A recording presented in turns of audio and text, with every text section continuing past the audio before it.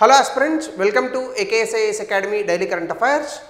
So ముందుగా నేను ఇచ్చిన క్వశ్చన్ నిన్న సరిగ్గా డిస్ప్లే కాలేదు, ఈరోజు చూడొచ్చు మీరు. విత్ రిఫరెన్స్ టు ఇన్వెస్ట్మెంట్స్ క్రింది వాటిలో ఏవి ఆల్టర్నేటివ్ ఇన్వెస్ట్మెంట్ ఫండ్స్ అని అడిగాం. సో జనరల్గా మనకి ఈ బాండ్స్ స్టాక్స్ ఇవన్నీ కూడా ఒక కోవలోకి వస్తాయి, హెడ్జ్ ఫండ్స్ వెంచర్ క్యాపిటలిస్ట్ ఒక కోవలోకి వస్తాయి. సో రెండు మాత్రమే ఆల్టర్నేటివ్ ఇన్వెస్ట్మెంట్ ఫండ్స్ ఇక్కడ, right? So answer is only 2. So before we go to the topic, 2025 UPSC admissions alage group 1 and group 2 both Telangana and Andhra Pradesh for Telugu medium and as well as English medium alage mentorship. So if any one of you are interested, please call to the below number, so there you can find all the details. So ee roju topic vachesi Anjana Krishna IPS. ఇప్పటి వరకు ఒక వారం రోజుల క్రితం దేశంలో ఈ పేరు చాలా మందికి తెలియదు, ఎక్సెప్ట్ కర్ణాటకలో ఆ డిస్ట్రిక్ట్లో ఉన్నటువంటి వ్యక్తులకు తప్ప, అది కూడా కొంతమందికి. కానీ దేశవ్యాప్తంగా ఈ సివిల్ సర్వెంట్ యొక్క పేరు అంజనా కృష్ణ ఐపీఎస్ ఇప్పుడు దేశమంతటా తెలిసింది. ఎందుకంటే మహారాష్ట్రలో ఉన్నటువంటి ఈ ఐపీఎస్ ఆఫీసర్ ఒక ల్యాండ్ ఏదో గ్రాబ్ చేస్తున్నారు అనేటటువంటి విషయం పైన ఫోర్స్ను వేసుకొని అక్కడికి వెళ్తే, ఈ ల్యాండ్ ఎవరిదో తెలుసా అంటూ ఒక వ్యక్తి నాకు డిప్యూటీ చీఫ్ మినిస్టర్ తెలుసు అని ఆ ఫోన్ ఇస్తే, ఆమె డిప్యూటీ చీఫ్ మినిస్టర్ ఫోన్ ఎత్తి అవతల వ్యక్తి ఫోన్ తీసుకొని, మీరు డిప్యూటీ చీఫ్ మినిస్టర్ అని నమ్మకం ఏంటి, మీరు నాకు వీడియో కాల్ చేయండి అని అడిగారు. సో దీనికి deputy chief minister video call చేసి, నేనే డిప్యూటీ చీఫ్ మినిస్టర్, మీరు ఇలా మాట్లాడకూడదు అది ఇది అని చెప్తే మొత్తానికి ఆవిడ అక్కడి నుంచి వెళ్ళిపోయారు. బట్ ఇది మీడియాలో వచ్చిన తర్వాత రాజకీయ నాయకులు ఈ పబ్లిక్ సర్వెంట్స్ తాలూకా వర్క్లో, అంటే పబ్లిక్ సర్వెంట్స్ ప్రజల కోసం పనిచేసేటటువంటి సమయంలో వాళ్ళ పొలిటికల్ ఇంటర్ఫీరెన్స్ అంటే రాజకీయ జోక్యం అనేటటువంటిది తగదు అనేటటువంటి అంశం పైన సోషల్ మీడియాలోని న్యూస్ ఛానల్స్లోని చాలా ఎక్కువగా ఆర్టికల్స్ వచ్చాయి. సో ఎస్పెషల్లీ దీని మీద ప్రజలు చాలామంది అంజనా కృష్ణ ఐపీఎస్కి సపోర్టివ్గా నిలిచారు, కొంతమంది వ్యతిరేకంగా మాట్లాడినటువంటి వ్యక్తులు ఉన్నారు. బట్ ఏదేమైనప్పటికీ ఈమె పేరు మాత్రం చాలా మారుమోగింది దేశవ్యాప్తంగా. అయితే ప్రభుత్వం కూడా ఆ విషయానికి సంబంధించి ఏ వ్యక్తులైతే ఇలా పొలిటికల్గా ఇంటర్ఫియర్ అయ్యారో ఆ వ్యక్తుల మీద కొంత చర్యలు కూడా తీసుకునేటటువంటి ప్రారంభం అనేటటువంటి చేసింది. సో దీనికి సంబంధించి పొలిటికల్ ఇంటర్ఫియరెన్స్ ఇన్ బ్యూరోక్రసీ లేదా political interference in public servants work అనేటటువంటి అంశం ఇప్పుడు తెర మీదకి వచ్చింది. సాధారణంగా మనకి రాజకీయాల్లో జరిగినటువంటి అంశాలకు న్యూస్ పేపర్లోని ఇక్కడైతే రాజకీయపరమైనటువంటి వార్తలే వస్తాయి. But as far as the examination is concern, especially for the people who are preparing for the competitive exams like UPSC and group 1, you must always look what exactly relevant to UPSC examination. So ఇక్కడ relevancy of UPSC examination మనకి ఎక్కడ వస్తుందంటే, administrative reforms commission లాంటివి political interference in bureaucracy మీద కొన్ని recommendations ఇచ్చాయి. So ఈ అంశాలకు సంబంధించి మనం ఈరోజు సెషన్ని ప్రారంభిద్దాం.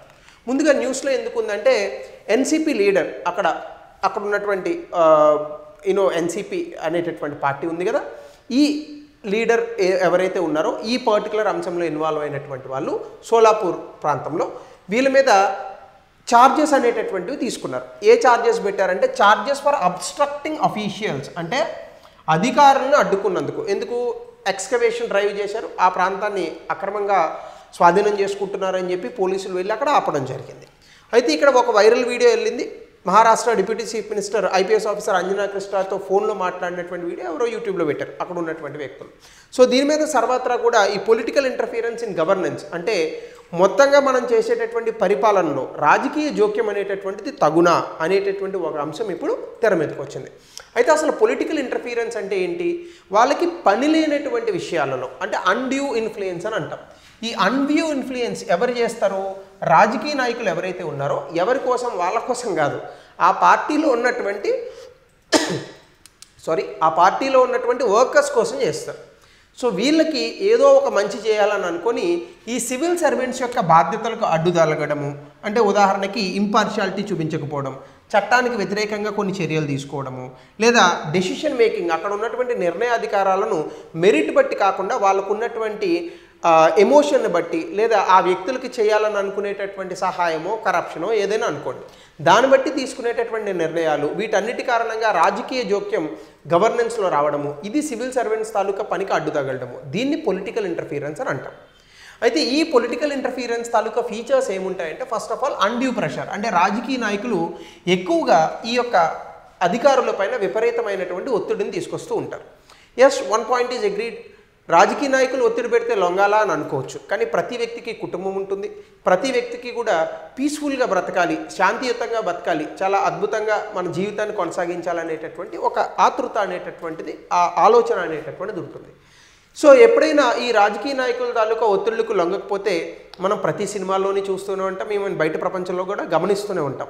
ఎప్పుడైనా కూడా వీళ్ళని తీసుకొని వెళ్ళి ఎక్కడో దూరపు ప్రాంతాల్లో నియమించడము, లేదా for example one honest officer, IPS officer ఉన్నారు, ఆయన తాలూకా అవసరం సమాజానికి ఉంది, ఆయన పట్టుకొని వెళ్ళి ట్రాఫిక్లో పడేస్తారు, లేదా టీఎస్ఆర్టీసీలో ఎక్కడో పడేస్తారు, లేదా ఏపీఎస్ఆర్టీసీలో పడేస్తారు, లేదా మహారాష్ట్ర అని అనుకుంటే మహారాష్ట్ర ఈ ట్రాన్స్పోర్ట్ సర్వీసెస్లో పడేస్తారు. అక్కడ కూడా పని ఉండదంటే ఉంటుంది, కానీ ఇక్కడ చేసేటటువంటి దానికన్నా అక్కడ పని కొంచెం తక్కువ ఉండొచ్చు కదా. సో ఈ రకంగా అన్డ్యూ ప్రెషర్స్ పెడతారు.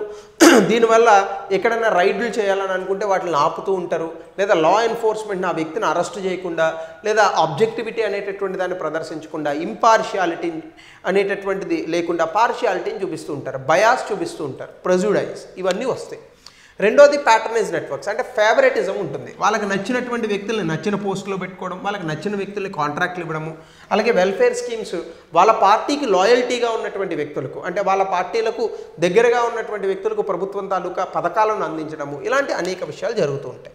అలాగే న్యూట్రాలిటీ, సాధారణంగా ఎప్పుడు రాజకీయ నాయకులైనా సివిల్ సర్వెంట్స్ అయినా any one who is working under the government, అంటే ప్రభుత్వం కింద పనిచేసేటటువంటి ఏ వ్యక్తి అయినా, అది ప్రైమ్ మినిస్టర్ దగ్గర నుంచి ఒక గుమాస్తా వరకు కావచ్చు, వీళ్ళందరూ కూడా న్యూట్రాలిటీని పాటించాలి. అంటే ఏ వ్యక్తికి కూడా అన్డ్యూ ఫేవరెటిజం అనేటటువంటిది చేయకూడదు, అంటే ఏ వ్యక్తికి కూడా మెరిట్ అనేటటువంటిది చూడకుండా వాళ్ళకి సహాయం చేయడము, లేదని అనుకుంటే వాళ్ళు మనకి కావాల్సిన వ్యక్తులు కాబట్టి వాళ్ళకి అక్కర్లేనటువంటి విషయాల్లో కూడా వాళ్ళకి ఎక్కువగా ప్రామినెన్స్ చూపించడము, ఇట్లాంటివి చేయకూడదు, ఫేవరెటిజం అని అంటాం. ఇది చేయడానికి రాజకీయ నాయకులు ఎక్కువగా సివిల్ సర్వెంట్స్ని వాడుకుంటూ ఉంటారు, ముఖ్యంగా రూలింగ్ పార్టీలు. దీనివల్ల ఏముంటుంది, రాజకీయంగా ఈ పబ్బం గడుపుకోవడానికి రాజ్యాంగబద్ధంగా మనకు వచ్చినటువంటి సూత్రాలు, ముఖ్యంగా పొలిటికల్ న్యూట్రాలిటీ, అంటే రాజకీయ నాయకులు ఎప్పుడు కూడా న్యూట్రాలిటీని పాటించాలి. ఇటీవల కాలంలో 130వ రాజ్యాంగ సవరణ బిల్లును తీసుకొచ్చింది ప్రభుత్వం. నేను దాని గురించి క్లాస్ చేశాను. I'm completely against to that bill. ఎందుకు అంటే రాజకీయాల్లో కావాల్సింది చీఫ్ మినిస్టర్ని అరెస్ట్ చేయడం కాదు, రాజకీయ పార్టీలు ఎవరికి పడితే వాళ్ళకి ఫేవరెటిజం చేయకుండా ప్రతి వ్యక్తిని సమభావనతో చూడాలి అనేటటువంటి అది స్ఫురించాలి రాజకీయ నాయకులకి. సో కాబట్టి చీఫ్ మినిస్టర్స్కి ఎథిక్స్ మోరల్స్ ఉండడం కాదు, రాజకీయ పార్టీలకి రావాలి మొరాలిటీస్. అంటే ఇప్పుడు లేవా అనేటటువంటి నా ఉద్దేశం కాదు, ఉంటే 100% అయితే లేవు కదా, 100% ఉండాలి. సో ఒకసారి మనం ఎన్నికల్లో గెలిచాక మనకు ఓటైన వ్యక్తి కూడా, ఓటు వేయనటువంటి వ్యక్తి కూడా మన ఓటరే. ఇలా అనుకుని రాజకీయ నాయకులు ముందుకెళ్ళాలి న్యూట్రాలిటీతో తప్ప, న్యూట్రాలిటీ లేకుండా ఏమాత్రము కూడా మన పార్టీకి చెందిన వ్యక్తులైతే ఒకలాగా, వేరొక పార్టీకి చెందిన వ్యక్తులైతే ఇంకొకలాగా, ఇలా ట్రీట్మెంట్ అనేటటువంటి చేయకూడదు.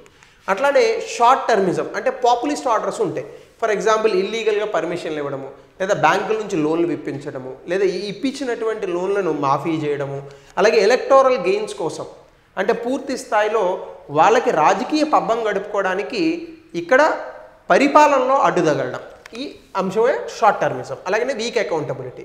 మళ్ళీ ఏమవుతుంది, మినిస్టర్స్కి అఫీషియల్స్కి మధ్య ఎక్కడైనా ఇది మీరే చేయమన్నారు కదా సార్ అని అంటే నేను ఏమైనా రాతపూర్వకంగా ఇచ్చానా అని అంటారు. ఫర్ ఎగ్జాంపుల్ ఒక మినిస్టర్ ఒక ఐఏఎస్ ఆఫీసర్కి పలానా పని చేయమని చెప్పారనుకోండి, చేశారు పలానా ఐఏఎస్ ఆఫీసర్, రేపొద్దున అది తిరిగి ఐఏఎస్ ఆఫీసర్ మీదకి వచ్చి ఈ మినిస్టర్ని వెళ్ళి అడిగితే, అవునమ్మా నేను బోల్డ్ అని చెప్తాను, లేదా బోల్డ్ అని చెప్తానయ్యా, మీరు అన్ని రూల్స్కి పాటించి చేయాలి తప్ప రూల్స్కి విరుద్ధంగా ఎట్లా చేస్తారని ఈయనే మళ్ళీ రివర్స్ అవుతాడు. సో ఇట్లాంటి పరిస్థితులు వస్తాయి, అప్పుడు అకౌంటబిలిటీ ఉండదు. సో కాబట్టి ఏదైనా రాతపూర్వకంగా ఇస్తేనే చేసేటటువంటి పరిస్థితులు కూడా మనకి ఈ మొత్తం గవర్నెన్స్లో రావాలి. రాజకీయ నాయకులు అలాగే సివిల్ సర్వెంట్స్, ఈ వీళ్ళిద్దరూ కూడా ఒక బండికి 2 చక్రాలు లాంటి వాళ్ళు. ఒక చక్రం ఇంకో చక్రానికి అడ్డు తగిలింది అనుకోండి, బండి కింద పడుతుంది. కాబట్టి ఏ చక్రం పైన చక్రం చేయాలి, కానీ ఇరు చక్రాలు బైండ్ అయ్యే ఉండాలి, అదే కాన్స్టిట్యూషన్. సో అట్లాగనే ఇందులో ఎథికల్ ఇష్యూస్ కనుక మనం చూస్తే రాజ్యాంగబద్ధంగా మనకు వచ్చినటువంటి నైతికత, కాన్స్టిట్యూషనల్ మొరాలిటీ దెబ్బతింటుంది. ఎందుకంటే ఆర్టికల్ 14 అందరినీ కూడా సమభావనతో సమానత్వంతో చూడమని చెప్పింది. ఇది ఎప్పుడైతే లేదో మనకి చట్టబద్ధ పాలన అనేటటువంటిది ఉండదు. 2 కాన్ఫ్లిక్ట్ ఆఫ్ ఇంట్రెస్ట్. ఇప్పుడు లీడర్స్ కూడా public duty, protecting party workers, ఈ రెండిట్లో ఒక క్లాష్ ఉంటుంది వాళ్ళకి. అంటే మన పార్టీ వర్కర్స్ని మనం చూసుకోవాలా లేదా ప్రజలకు చేసేటటువంటి డ్యూటీ చేయాలా? ఈ రెండిట్లో ఎక్కువగా పార్టీ వర్కర్స్కి ఎక్కువగా మనం స్లాంట్ అవుతూ ఉంటాం, అది తప్పు. మూడోది పబ్లిక్ ట్రస్ట్. దీని కారణంగా ఏమవుతుంది, మన దేశంలో ఉన్నటువంటి పౌరులకి రాజకీయ నాయకుల మీద, రాజకీయాల మీద, అలాగే మన పబ్లిక్ సర్వెంట్స్ మీద ఉన్నటువంటి ఈ ట్రస్ట్ అంటే ఆ భరోసా, ఆ నమ్మకం ఏదైతే ఉందో అది పోతుంది. ఇది డెమోక్రటిక్ ఇన్స్టిట్యూషన్స్ అంటే ప్రజాస్వామ్యబద్ధంగా వచ్చినటువంటి సంస్థలు కూడా పనిచేయకుండా ఉండేందుకు ఇది ఒక విఘాతాన్ని కల్పిస్తుంది. అట్లానే demoralisation of civil servants. Civil servants కూడా చాలామంది ఆనెస్ట్ ఆఫీసర్స్ ఉంటారు, మీలాగా ఎంతోమంది కష్టపడి పాపం రాత్రి పగలు చదివి 2-3 సంవత్సరాలు కష్టపడి బాగా ఎగ్జామినేషన్స్ రాసి పాస్ అయినటువంటి వ్యక్తులు దేశానికి ఏదో తమ తాలూకా వంతు కృషి చేయాలని అనుకునేటటువంటి వ్యక్తులు ఉంటారు, వాళ్ళ తాలూకా నిజాయితీ కూడా నీరుగారుతుంది. సో ఇవన్నీ కూడా అందులో వచ్చేటటువంటి ఎథికల్ ఇష్యూస్గా చెప్పచ్చు. అట్లాగనే జెండర్ అండ్ రెస్పెక్ట్ కన్సర్న్స్ అంటే సాధారణంగా ఇట్లాంటి పరిస్థితుల్లోనే మనకి డిస్రెస్పెక్ట్ వస్తుంది. ముఖ్యంగా ఉమెన్ ఆఫీసర్స్ మీద విపరీతమైనటువంటి గౌరవభావం తగ్గేటటువంటి అవకాశం ఉంటుంది. అలాగే వాళ్ళ డిగ్నిటీని కూడా వాళ్ళు కోల్పోతారు. వాళ్ళు పనిచేసేటటువంటి ప్రాంతాల్లో నైతికత దెబ్బతింటుంది. అయితే దీనికి సంబంధించి సెకండ్ ఏఆర్సీ కూడా గవర్నెన్స్ నోట్స్లో the greatest threat to probity comes from politicisation of civil services and erosion of neutrality అని చెప్పింది అడ్మినిస్ట్రేటివ్ రిఫార్మ్స్ కమిషన్.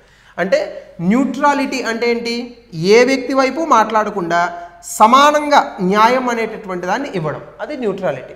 ఈ న్యూట్రాలిటీ లేకపోయినా లేదా సివిల్ సర్వెంట్స్లో రాజకీయ నాయకుల యొక్క ప్రోద్బలం కానీ లేదా వాళ్ళ తాలూకా జోక్యం కానీ పెరిగిన ఇదే మనకున్నటువంటి ప్రోబిటీ అంటే ఏ రకంగా నిజాయితీగా ఉండడం అని అనుకోండి. ఈ నిజాయితీకి అడ్డుదలిగేటటువంటి అంశాలు అని మనకి సెకండ్ అడ్మినిస్ట్రేటివ్ రిఫార్మ్స్ కమిషన్ చాలా క్లియర్గా చెప్పింది. అలాగే ఇందులో మనకి కొన్ని ఛాలెంజెస్ కూడా ఉన్నాయి. ఫస్ట్ ఆఫ్ ఆల్ ఏంటంటే లీగల్ సేఫ్ గార్డ్స్ అంటే రాజకీయ నాయకులు చెప్పినటువంటి అంశాలను ఎప్పుడు వినాలి, ఎప్పుడు వినకూడదు, దీనికి సరైనటువంటి చట్టబద్ధత లేదు. ఎందుకంటే ఆర్బిట్రరీ ఓరల్ ఆర్డర్స్ అంటే రాజకీయ నాయకులు నోటితో చెప్పేటటువంటి అంశాలను పాటించాలి సివిల్ సర్వెంట్స్ అనేటటువంటి దానికి ఒక చట్టబద్ధత లేదు. సో ఇది ఇక్కడ మనం అఫ్కోర్స్ ఇది కొంచెం కష్టమే, ఎందుకంటే ప్రతి అంశానికి కూడా మనం రాతపూర్వకంగా ఇవ్వలేము. బట్ ఇక్కడ మనం ఎక్కడో చోట ఒక ఈక్వేషన్ అయితే గీయాల్సి ఉంది. రెండు, ట్రాన్స్ఫర్ కల్చర్. సాధారణంగా మనకి ఏమవుతూ ఉంటాయి, అడ్మినిస్ట్రేటివ్ రిఫార్మ్స్ కమిషన్ కూడా చెప్పింది ఫ్రీక్వెంట్గా ట్రాన్స్ఫర్లు చేయొద్దు. ఒక వ్యక్తి ఒక పోస్ట్లో ఉంటే ఖచ్చితంగా average less than 16 months per ARC చెప్పినటువంటి విధంగా 16 నెలల్లో కనీసం ట్రాన్స్ఫర్ అయిపోతున్నారు. సో దీన్ని కనీసం మనము ఈ ఫ్రీక్వెంట్ ట్రాన్స్ఫర్ అనేటటువంటిది ఉండకుండా ఆపాలి. ఒక వ్యక్తి ఒక పొజిషన్లోకి వచ్చిన తర్వాత ఇంత సమయం ఖచ్చితంగా వాళ్ళు పనిచేయాలనేటటువంటి టెన్యూర్ పెట్టాలి. రాజకీయ నాయకులకి 5 ఏళ్ళ టెన్యూర్ పెట్టట్లే, అట్లానే. అలాగే week institutional mechanism. Civil servants boards కూడా, సివిల్ సర్వీసెస్ బోర్డ్స్ కూడా ఇండిపెండెన్స్ లేవు. అలాగే ఆఫీసర్స్ని ఈ యొక్క ఒత్తిడి నుంచి, రాజకీయ ఒత్తిడి నుంచి కాపాడేటటువంటి ప్రయత్నాలు చేయవు.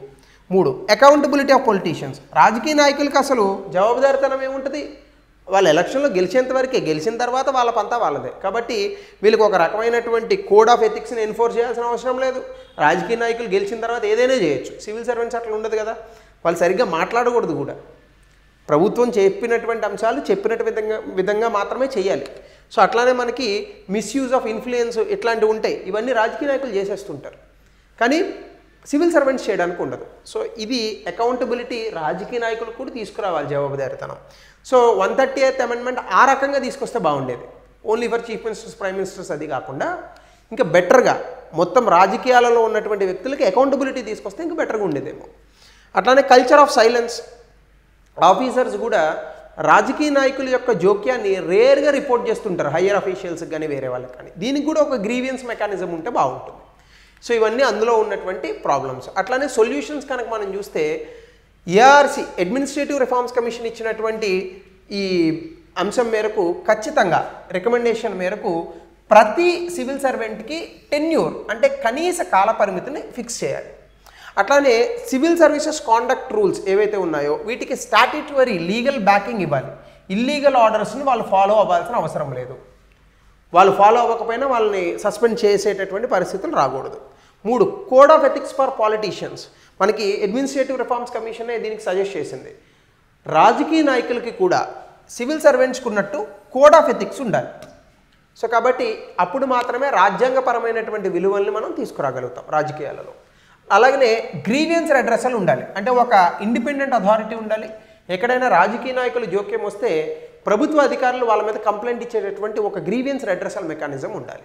అట్లనే ట్రైనింగ్ అండ్ ఎథికల్ లీడర్షిప్, ఆఫీసర్స్ని కూడా ఇలాంటి పరిస్థితుల్లో ఎలా కాన్ఫ్లిక్ట్ రెజల్యూషన్ చేయాలి, ఎథిక్స్ ఎలా పాటించాలి, నిజాయితీగా ధైర్యంగా ఎట్లా వాళ్ళు చెప్పినటువంటి పని చేయకుండా ప్రజలకి పనికొచ్చేటటువంటి పనిని ఎట్లా చేయాలి, దీని మీద కూడా కొంత బెటర్ కెపాసిటీ అనేటటువంటి దాన్ని పెంచాలి. అట్లానే పబ్లిక్ అవేర్నెస్, ముందు మీడియాకి సిటిజన్కి అకౌంటబిలిటీ అండ్ ట్రాన్స్పరెన్సీ, ముఖ్యంగా రాజకీయ నాయకుల పట్ల, అలాగే ప్రభుత్వ అధికారులు ప్రజలకు చేసేటటువంటి సేవల పట్ల ఖచ్చితంగా ఆ డ్యూటీ పట్ల అకౌంటబిలిటీ అండ్ అవేర్నెస్ అనేటటువంటి దాన్ని ప్రజలకి కూడా మనం తెలియజెప్పాలి. అప్పుడు మాత్రమే ఇట్లాంటివి తగ్గుతాయి. సో ఇవన్నీ మనం సొల్యూషన్స్గా చెప్పచ్చు. సో అంజనా కృష్ణ కేస్ మనకు ఒక అవకాశం ఇట్లాంటి వాటిని ఫ్యూచర్లో మార్చడానికి. సో దీనిపైన మీ అభిప్రాయాన్ని, అంజనా కృష్ణ గారు చేసింది కరెక్టా కాదా, మీ అభిప్రాయాన్ని కామెంట్ సెక్షన్లో తెలపండి. సో అట్లానే దీనికి సంబంధించి ఒక టాపిక్ ఇక్కడ ఇచ్చాను, rulers must be philosopher kings guided by wisdom and justice. ఎవరు చెప్పారు ఈ అంశాన్ని? అట్లానే identify 10 essential values needed to be an effective public servant, describe the ways and means to prevent non ethical behaviour. ఇది 200 పదాల్లో గతంలో ఇచ్చిన ప్రశ్న, మరలా రాయండి. సో ఇది టాపిక్. మరో కొత్త టాపిక్తో మనం రేపు కలుద్దాం. Thank you, have a good day.